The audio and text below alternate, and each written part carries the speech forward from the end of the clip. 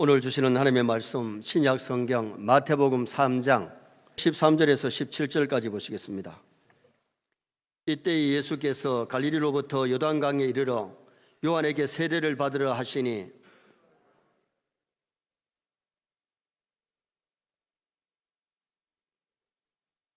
예수께서 대답하여 이르시되 이제 허락하라. 우리가 이와 같이 하여 모든 의를 이루는 것이 합당하니라 하시니 이에 요한이 허락하는지라.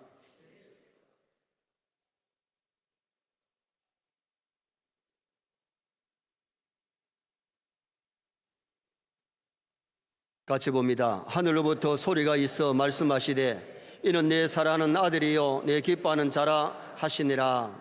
아멘. 예수께서 세례를 받으시고, 기독교의 성례는 두 가지입니다. 세례와 성찬. 내가 예수를 믿으면 반드시 세례를 받아야 되고 성찬 예식에 참여해서 주의 죽으심을 기념해야 될 줄 믿습니다. 오늘 낮에는 세례식이고 저녁에는 성찬 예식을 거행하기 때문에 오늘 낮에는 세례를 받으신 예수님, 이런 제목으로 예수님이 세례 받으시면서 주는 교훈을 상고하면서 은혜를 나누고자 합니다. 오늘 본문에 보면 예수님께서 요단강에 세례를 받으러 오셨어요. 세례 요한이가 요단강에서 많은 사람에게 세례를 주는데 예수님이 세례를 받으러 오시니까 내가 예수님께 세례를 받아야지 어떻게 예수님이 나한테 세례를 받겠습니까? 사양을 합니다. 그때 예수님이 이렇게 하여 의를 이루는 것이 옳다. 왜냐하면 세례 요한은 예수님의 길잡이지 주인공이 아니에요. 주인공은 예수님이신 줄 믿습니다. 우리의 구원자는 예수님이신데 세례 요한은 길잡이로 왔거든요. 자, 3절 말씀 한번 읽도록 하겠습니다. 3장 3절 보시겠습니다. 그는 선지자 이사야를 통하여 말씀하신 자라. 일러스되 강야에 외치는 자의 소리가 있어 이르되 너희는 주의 길을 준비하라. 그가 오실 길을 곧게 하라 하였느니라. 세례 요한은 예수님의 길잡이로 와서 예수님을 소개하는 사람이에요.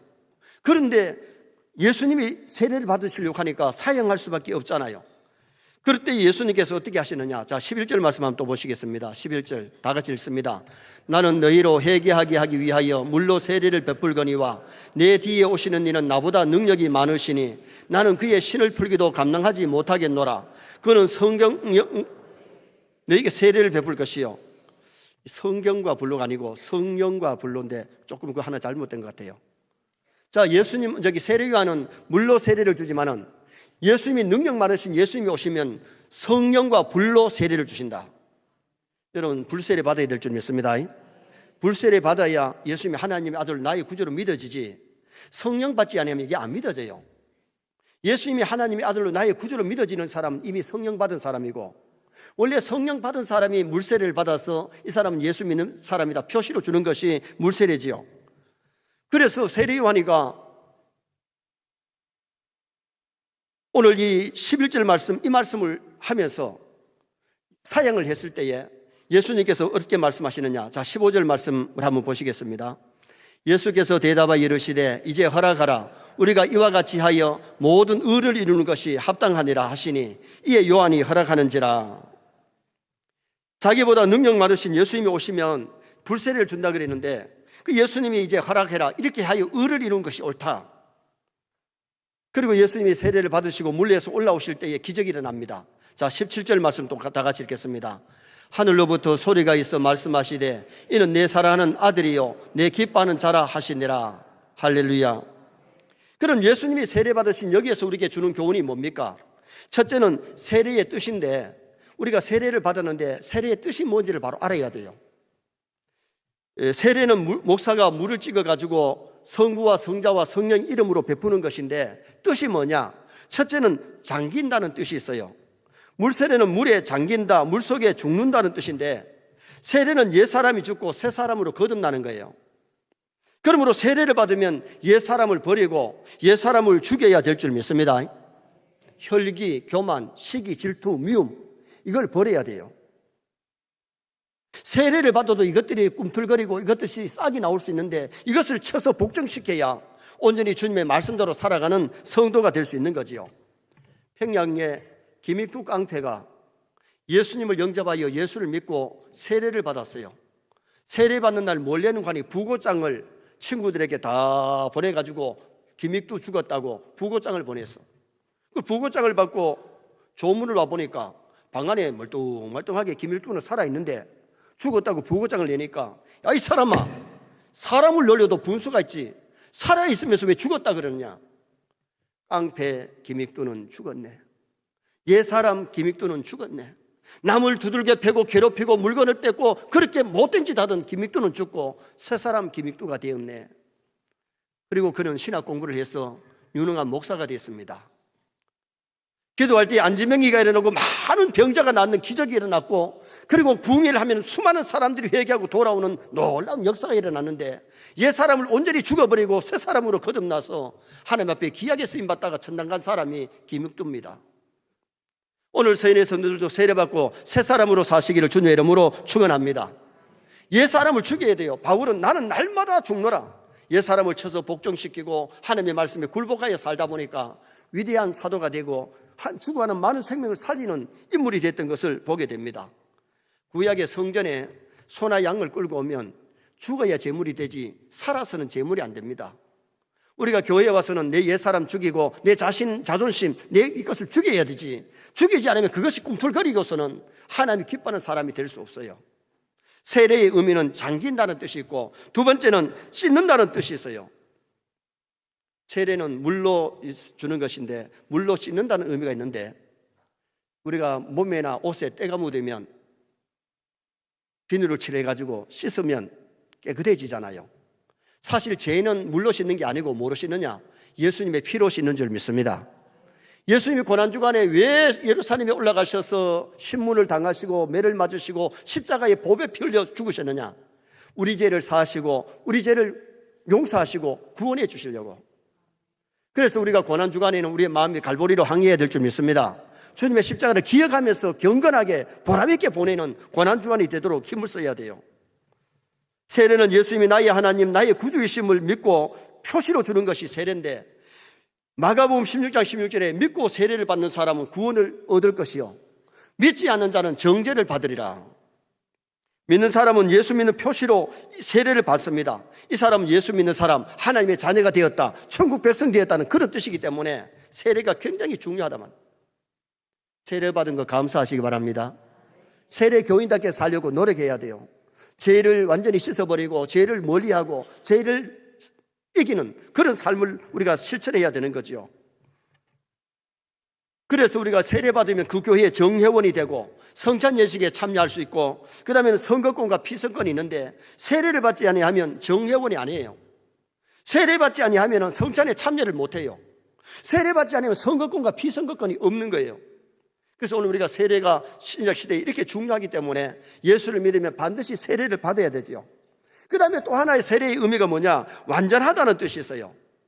나만 장군이 한센병이 들어가지고 아람 나라의 국방부 장관이지만은 몸이 막 썩어 들어가니까 죽어가지요.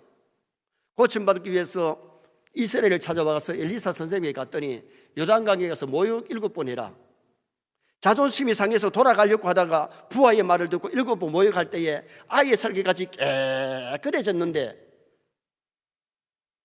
7번 몸을 잠그고 7번 씻었더니 완전해지는 역사가 일어났어요.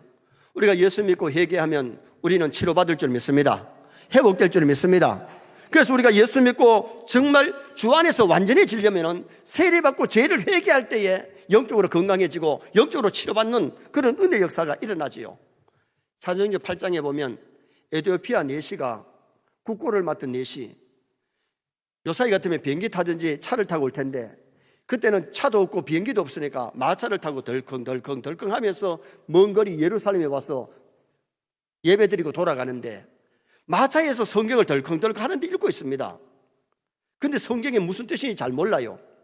하나님이 빌립을 보내가지고 성경을 풀어줄 때 큰 은혜 받고, 물 있는 곳에 가서 내가 세례받으면 끓이김 있느냐, 자격이 있느냐, 자격이 있거든 세례달라고. 그래서 물에 내려가서 빌립이 세례를 주고 내시가 세례받고 돌아가는데 흠년이 돌아갔다. 기쁠 그를 연, 기쁘고 즐겁게. 그리고 지금 개역 개정판에는 기쁘게 길을 감으로 옛사람 죽어지고 세례받고 돌아갈 때에 즐겁게 돌아갔어요. 여러분, 세례받은 사람은 천국의 소망이 있기 때문에 즐겁게 살아야 될 줄 믿습니다. 기쁘고 행복하게 살아야 됩니다. 믿음 생활 바로 잘하면 정말 즐겁고 행복한 게 정상입니다. 교회를 다니면서 근심 걱정하고 괴로워하는 것은 뭔가 죄가 있고 하나님과 바른 관계를 받지 못해서 그래요. 정말 세례의 뜻이 뭐냐? 장기은다. 옛사람은 온전히 죽고 옛사람을 잠궈야 되고, 그 다음에 씻는다. 죄를 온전히 회개하고 죄를 씻어버려야 되고, 그리고 완전한 자로, 치료받은 자로, 건강한 자로, 영적으로 회복된 자로 살아가면 정말 즐겁고 아름다운 신앙생활을 할 수 있어요. 두 번째로, 예수님께서 세례 요한에게 세례를 청원하신 모습이 오늘 이 본문에 기록됩니다. 자, 13절 말씀 또 다 같이 한번 읽으시겠습니다. 이때 예수께서 갈릴리로부터 요단강에 이르러 요한에게 세례를 받으려 하시니, 누가 와서 예수님 보고 세례 받으세요 해서 받는 게 아니에요. 예수님은 자원에서 지금 요단강에 세례를 받으러 오셨는데, 세례 요한이가 나는 죄인이고 예수님은 의인이고 하나님의 아들인데 내가 받아야지 어떻게 예수님께 세례를 주겠느냐 그랬지만은, 예수님이 이렇게 하여 의를 이루는 것이 옳다, 이렇게 하는 것이 하나님의 뜻이다. 오늘 본문에는 의를 이루는 것이 옳다 그랬는데, 현대인의 성경에는 15절을 어떻게 해석했느냐? 이렇게 하는 것이 하나님의 뜻이다. 세례받는 것이 하나님의 뜻입니다. 세례받는 것이 의를 이루는 것입니다. 그러므로 우리가 예수 믿으면 당연히 세례를 받아야 되고 세례 교인답게 살아가는 것이 그 마땅한 거라 이거지요. 예수님이 세례 받으신 여기서 배울 것이 뭐냐? 예수님이 왜 세례를 받으셨느냐? 인간의 본보기가 되시기 위해서. 예수님이 세례 안 받았으면 많은 사람이 세례 안 받으러 갈 겁니다. 예수님이 하나님의 아들이고 죄가 없으시면서 의를 이루기 위해서 세례를 받았다면 우리는 당연히 세례를 받아야 되죠. 예수님이 세례 받았기에 모든 인생은 세례를 받아야 돼요. 그러므로 성도들은 세례를 미루지 말고 세례 받고 성찬에 참여하고, 정말 기독교 성례가 세례와 성찬이기 때문에 거룩한 예식에 참여하여 의를 이루시기를 주님의 이름으로 축원합니다. 그 다음에는 세례를 받는 여기서 보여주는 것은 세례를 받으시고 공생애를 예수님이 시작하십니다. 30년간 사생활 하신 예수님이 공생애 시발점에 세례를 받으시고 공생애를 시작하셨어요. 유대인들은 30이 안 되면 남을 가르칠 수 없고 지도자가 될 수 없어요. 그래서 요셉도 30이 되니까 하나님이 스카우트 해가지고 국무총리 삼았잖아요. 여기 본문에 예수님이 30세가 되셔서 세례 받으시고 제자를 불려서 제자 훈련하시고, 그리고 수많은 병자를 고치시고 수많은 사람들에게 하늘나라 메시지를 증거해 주신 거예요. 우리나라는 만 14세에 세례 받고 입교를 하는데, 그러나 유대 나라는 30세에 세례를 받고 그 당시에 성령을 이루신 예수님. 세례 받으면 교인의 의무가 있는데 공예배에 출석해서 예배를 잘 드려야 되고요, 교회 거룩한 성사업에 동참해야 될 의무가 있고, 또한 직분 맡아서 봉사해야 될 의무가 있는데, 세례 받으면 세례교인으로 그냥 만족하면 안 돼요. 세례교인의 의무와 본분을 잘 감당하는 성도가 되셔야 돼요. 아멘입니까? 우리가 직분 받아놓고 직분 잘 못 감당하면 이름만 갖고 있으면 그게 상급이 안 돼요. 직분자가 직분자답게 살아야, 세례교인이 세례교인답게 의무를 감당해야 하나님 앞에 가서 칭찬과 상급을 받게 되는 거죠. 그리고 요한이 베푼 물세례가 정당한 것임을 인정하는 겁니다. 예수님이 세례를 받으신 것은 물세례를 인정하는 거죠. 그래서 예수님이 성천하시기 전에 제자들에게 너희는 가서 모든 족속으로 제자를 삼아 아버지와 아들과 성령 이름으로 세례를 베풀고, 예수님이 물세례를 인정하시기 때문에 세례를 받으셨고, 그리고는 제자들에게 많은 사람에게 복음 전해서 세례를 주라고 예수님이 말씀하신 거예요.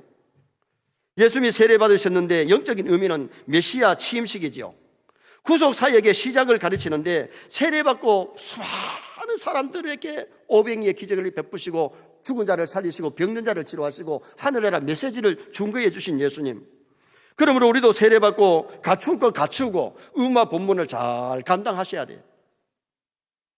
어떤 엄마가 아침에 아들을 깨웁니다. 얘야, 일어나가라. 학교 갈 시간이 지났다. 학교 갈 시간이 됐다.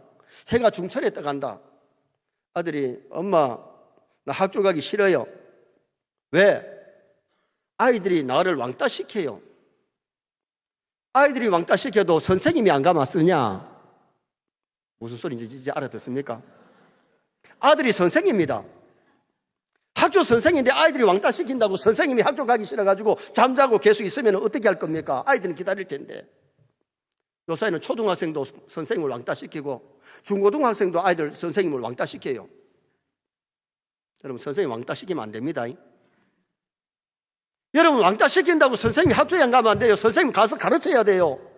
오늘 우리가 중요한 것은 뭐냐? 세례교인이면 세례교인답게 직분자답게 우리가 사명 잘 감당하다가 하나님께 가셔야 되는데, 세례받고 그냥 있는 게 아니고 직분 받고 봉사하고 충성하다가 하나님 기쁘시게 하고 하나님 기뻐하는 예배드리고 충성 봉사하다가 그 나라 가셔야 될 줄 믿습니다. 마지막 세 번째로, 예수님이 세례받으시고 물에서 올라오실 때 일어난 사건이 있는데, 세례받고 어떤 사건이 일어났느냐? 첫째는 하늘문이 열렸습니다. 자, 16절 말씀 보실까요? 예수께서 세례를 받으시고 곧 물에서 올라오실 때 뭐가 열리고? 하늘이 열리고. 따라합시다. 하늘이 열리고. 죄로 말미암아 하늘문이 꽉 닫혀 있는데, 예수님이 세례를 받으시고 물에서 올라오실 때 하늘문이 열린 것은 세례 받으면 하늘나라 들어갈 자격을 준다는 거예요. 여러분, 하늘나라 천국은 우리가 착한 일 많이 해서 가는 게 아니에요. 공부 잘한다고 가는 게 아니에요. 인물 잘해도 가는 게 아니에요. 하늘나라는 예수님을 통해서 가는 줄 믿습니다. 예수 믿지 아니하고는 구원이 없어요. 주 예수를 믿으라. 그리하면 너와 네 집이 구원을 얻으리라. 예수 믿는 그 사람이, 예수 믿는 그 집이 구원 얻는 놀라운 역사가 일어나게 되는 거지요. 하나님과 인간 사이에 막힌 담이 예수 그리스도를 통해서 열리는데, 다시 말하면 참으로 예수 믿고 회개하면, 세례 받으면 하늘나라 천국에 들어가는 자격을 얻습니다. 그래서 마가복음 16장 16절에 믿고 세례를 받는 사람은 구원을 얻을 것이요. 구원이 뭐예요? 옛날 돈 구원을 얘기하는 게 아니에요. 옛날에는요, 우리가 어릴 때는 구원도 이런 주면 눈깔 살덩이 3개입니다. 구원이 그래도 쓸만합니다. 요새는 뭐 1원짜리도 없지요. 요새 제일 작은 게 10원짜리죠. 돈을 안 받습니까? 옛날에 그때는 구원도 큰데, 교회 오면 구원 준다, 예수님 구원 준다 해가지고 어떤 사람이 구원 준다고 왔어. 왜 구원 안 주노? 그 돈 구원이 아니에요. 여러분, 우리가 구원은 하늘나라 가는 것인 줄 믿습니다. 정말 죄에 매여서 죽어서 지옥 갈 사람이 아니고, 예수 믿으면 지옥 갈 사람이 천국 가게 되는 놀라운 복이 임하게 되는 거죠. 그 다음에는 성령이 비둘기처럼 예수님 위에 임해서요, 예수님의 성품을 보여주는데, 비둘기는 정결, 온유, 겸손, 평화의 상징물이 비둘기입니다. 예수님이 비둘기처럼 순결의 제물이 될 것을, 순교의 제물이 될 것을 말씀해 주고 있고, 성도들도 세례받고 성령 충만 받아서 성품이 변화되어야 되는데, 온유하고 겸손하고 순결하고 평화의 사신이 되어야 될 줄 믿습니다. 예수 믿는다고 하면서 세례받았다고 하면서 자꾸 남하고 싸움이나 붙이고 다툼을 일으키는 사람은 마귀의 도구지 성령의 도구 아니에요. 성령의 도구는 하나 만들고 평화를 만들고 좋은 것을 전해주는 것이 평화의 사신이에요. 비둘기가 노아가 방주에서 풀어놓았더니 감난 새 잎을 물고 기쁨의 소식을 전달한 것이 비둘기 아닙니까? 까마귀는 세상에 고기 뜯어먹고 썩은 거 뜯어먹는데 정신이 빠져가지고 그걸 다 사명을 잊어버렸잖아요. 우리는 사명을 잊어버리면 안 돼요. 세례교인의 사명, 직분자의 사명, 하나님의 아들, 딸 된 자의 사명 완수할 수 있기를 주님의 이름으로 축원합니다. 그런데 오늘 본문에는 세례받고 물에서 올라오실 때에 하늘이 열리고 비둘기처럼 임했는데, 누가 보면 하나가 더 있습니다. 세례받고 물에서 올라오셔서 기도하실 때에 하늘이 열리고 성령이 비둘기처럼 임했다 그랬어요. 기도하면 성령 충만 받을 줄 믿습니다. 세례받아도 기도하지 아니하면 성령의 도구로 쓰임받지 못하고, 잘못하면 마신이 자꾸 역사해요. 마신이 뭐예요? 귀신이. 악한 영은 틈만 있으면 성도라도 미혹하고 넘어뜨리고 죄짓게 만드는 것이 악한 영이에요. 성례주일을 앞두고 여러분 얼마나 기도했습니까? 성찬의 떡과 잔을 받기 전에는 준비하고 기도해야 되잖아요. 고난주간을 맞이하면서도 여러분 잠만 푹 자고 기도하지 아니하고 한 주간 그냥 보내면 세상 사람보다 별로 나을 것도 없어요. 주님의 고난을 기억하면서 우리의 마음이 갈보리로 향하고 주님께로 향하고 경건하게 아름답게 보내야 고난주간을 뜻깊게 보낼 수 있을 겁니다. 성령에 충만하려면 정말 기도해야 성령 충만하지, 기도하지 아니하고는 성령 충만이 없어요. 교회를 다니면서 성령의 도구로 쓰임받는 사람이 있는가 하면 마귀의 도구로, 불의의 병기로 쓰임받는 사람이 있어요. 정말 우리가 성령의 도구로, 거룩한 도구로 쓰임받아야지, 악의 도구로 쓰임받으면 그보다 불쌍한 사람이 없잖아요. 예수 믿지 않는 사람은 지옥 가니까 그렇다면 천국 백성이 어떻게 해서 마귀의 도구로 쓰임받느냐 이거예요. 정말 말씀으로 말씀의 검을 들고 기도함으로 악한 마귀를 물리치고 승리하는 성도가 되려면 성령 충만 받아야 될 줄 믿습니다. 예수님이 세례받고 기도하실 때에 성령이 비둘기처럼 임했습니다. 그 다음에 또 하나가 뭐 있느냐? 이는 내 사랑하는 아들이요 내 기뻐하는 자라는 하나님의 음성이 들려왔습니다. 자, 17절 말씀 또 다 같이 읽겠습니다. 하늘로부터 소리가 있어 말씀하시되 이는 내 사랑하는 아들이요 내 기뻐하는 자라 하시니라. 아멘. 여러분, 세례받고 기도하실 때에 이는 내 사랑하는 아들이요 내 기뻐하는 자라.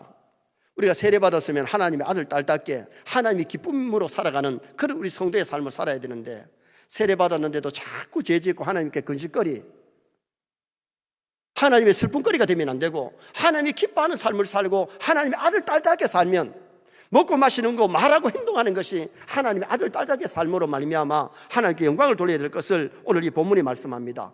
하나님이 기뻐하는 사람은 돈 많은 사람이 아니라, 얼굴이 예쁜 사람이 아니라, 몸매가 예쁜 사람이 아니고 하나님의 뜻대로 사는 사람, 하나님의 아들 딸답게 사는 그 사람, 천국 백성답게 살 때에 하나님이 기뻐하십니다. 한 주간뿐만 아니고 천국 갈 때까지 하나님의 기쁨이 되십시다. 하나님 아들 딸답게 먹고 마시고 말하고 행동하십시다. 결론을 짓습니다. 오늘은 예수님이 세례받으실 때 일어난 사건에서 주는 교훈을 상고했습니다.